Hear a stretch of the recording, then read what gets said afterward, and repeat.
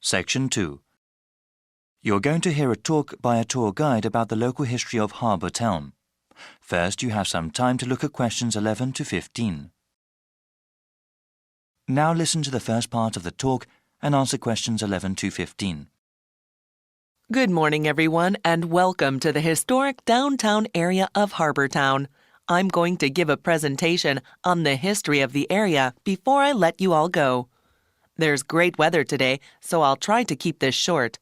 So, from this room, you can see most all of the historic area.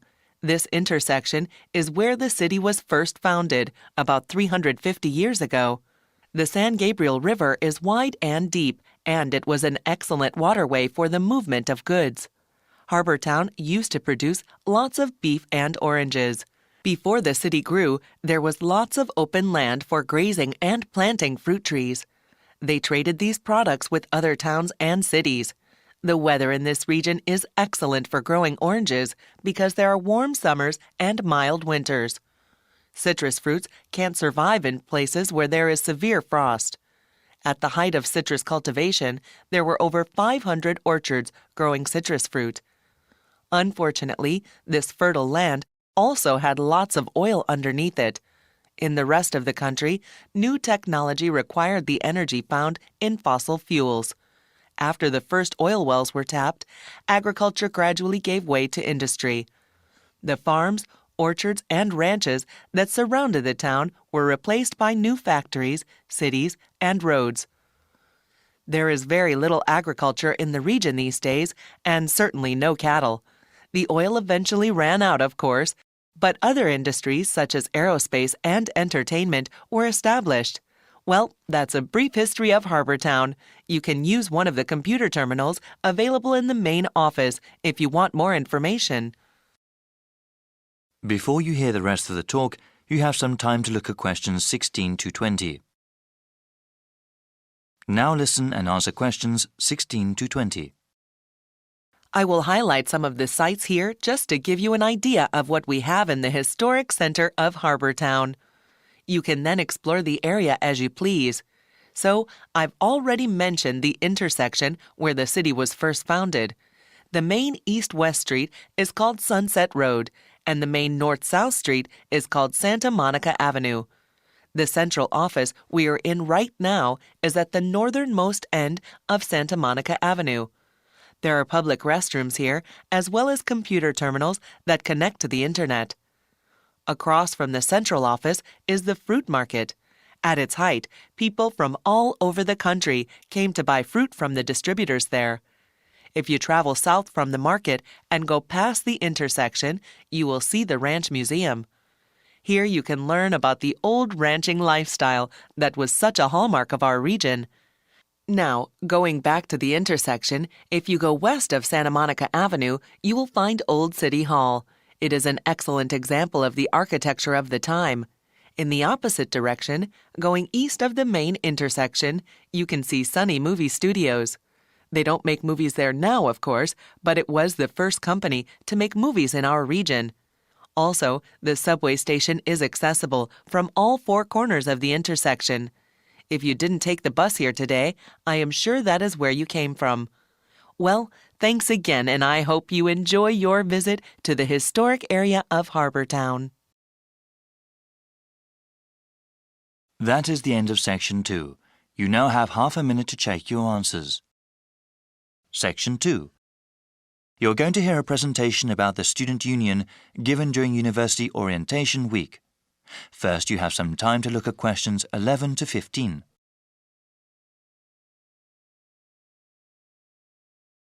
Now listen to the first part of the conversation and answer questions 11 to 15. So, the student union here is really the heart of campus life. There are many different services, and most of the student groups and organizations meet at this facility. As a student at the university, you have full access to all that we offer.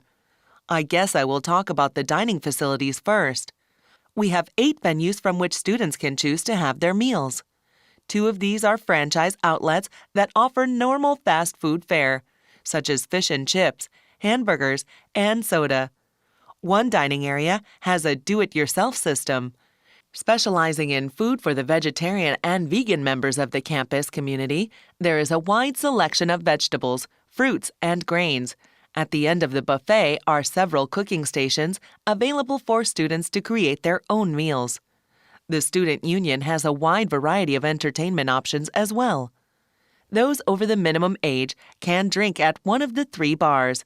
During the school year, they regularly offer live music, musical groups from both the local scene and occasionally even very famous people have performed there. All the bars serve domestic and imported beers, wine, and hard liquor. A cinema theater with 750 seats is available for screening films. The Movie Appreciation Group also screens many types of films, even foreign and classic movies. Also, the theater is where guest speakers hold lectures. These speakers are sometimes professors from other universities or other notable people. Before you hear the rest of the presentation, you have some time to look at questions 16 to 20.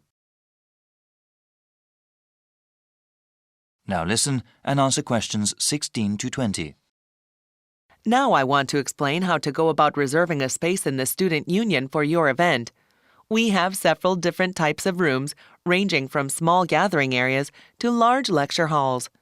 Students can also show a movie or documentary at the cinema theater. Any student organization that wants to hold an event or meeting must submit a form available at the information desk in the main hall. On this form, you must provide a name, their contact information, a short description of the event, the type of room required, and the time and date you need it. Any organization sponsoring the event or meeting must also be listed, along with the budget. This budget has to include items bought for the event and any people who are hired. There is also a section for any sort of multimedia resources you need. Write down anything you might need, such as speakers, projectors, screens, microphones, podiums, or even computers. We will contact the Media Resources Center to make sure all the necessary equipment is there at the right time. We are always looking for ways to improve the Student Union. If there is any part of the building that needs service, please inform the person at the information desk. There is also a suggestion box at the desk where you can fill out a card and give us more ideas for improvements. We have about 1,500 people working here for the community, and we're open to anything that can make your university life more enjoyable and productive. That is the end of section 2. You now have half a minute to check your answers.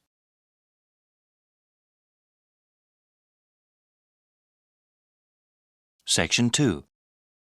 You will hear Laura talk about this year's International Food Festival.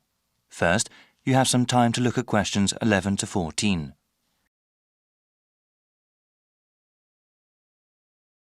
Now listen to the first part of the talk and answer questions 11 to 14. Good morning, everyone. Today we have a special guest speaker. Laura Lanthor is director of the International Food Festival this year. Laura, can you tell us about what to expect at the festival? Of course, Vincent. This spring, people in the city can go to the 7th Annual International Food Festival. This is a special event for the whole family. I do have to tell you, though, we are holding it at a different date than before. Easter is exceptionally early this year, and if the festival were held as usual, it would have fallen on the same weekend. This year, the festival will be held on the first week of April, before Easter. The festival will be held at the Walker Field grounds and will be divided into 4 main areas.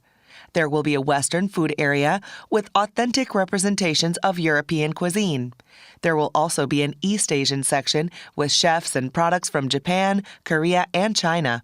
A South Asian section will have food from India, Vietnam, Thailand, and Indonesia. For the first time this year, we will also have a Latin American section where people can try things from Mexico, various Caribbean countries, and South America. There will also be special booths where people can learn about all these cuisines.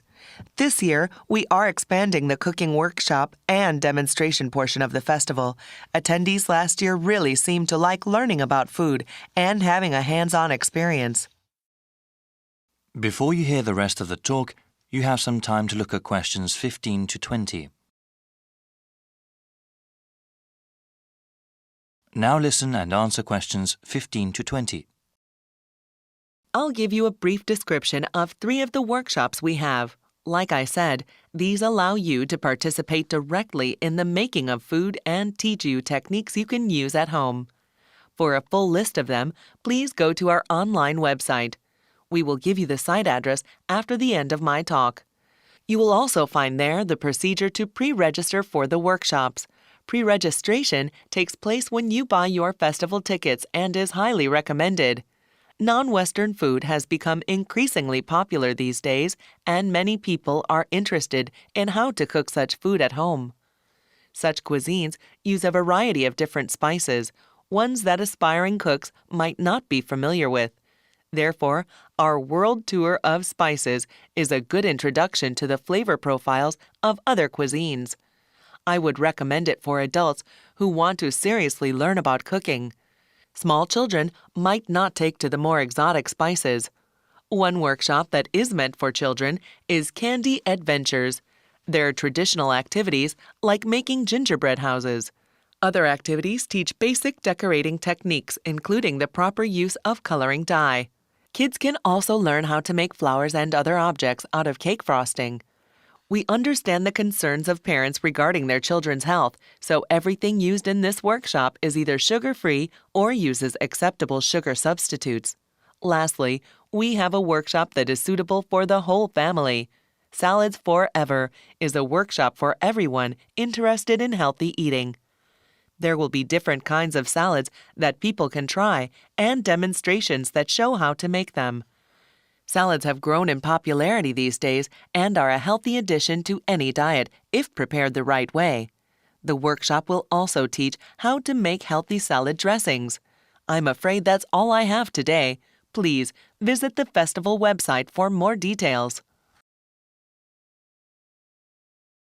That is the end of section 2. You now have half a minute to check your answers.